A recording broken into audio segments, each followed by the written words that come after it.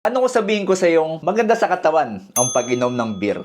Ang mga beer po ay may tinatawag na flavonoids. Isang uri po yan ng antioxidant na lumalaban sa stress ng katawan, nagtatanggal ng inflammation, at tumutulong para bumuti ang puso mo. Bukod dyan, meron din po itong vitamins and minerals na tumutulong para makapag-function ng maayos ang katawan mo. So, baka naman araw-arawin mo na ang pag-inom mo ng beer. Ganito po ang kulay ng ihi ng tao na nakakuha ng benefits sa pag-inom ng beer. Kakarampot lang po kasi yung flavonoids, vitamins and minerals na meron sa beer at karamihan niyan ang halo ay alcohol. At bago mo makuha yung mga benefits na binanggit ko kanina, mas mauunang masira ang atay at bato mo dahil sa dami ng chemicals na meron sa isang bote ng beer. Hindi po ako kontra sa pag-inom ng mga beer kasi form of relaxation at bonding natin yan. Pero marami pa pong ways para makapag-relax nang hindi nasasakripisyo yung kalusugan mo. Kung inom ka ng beer, wag araw-araw, dapat kumain ka muna at sabayan mo ng sobrang daming tubig. So kung may tropa ka na mahilig uminom pero hindi naman nag-aambag, share mo sa kanya tong video.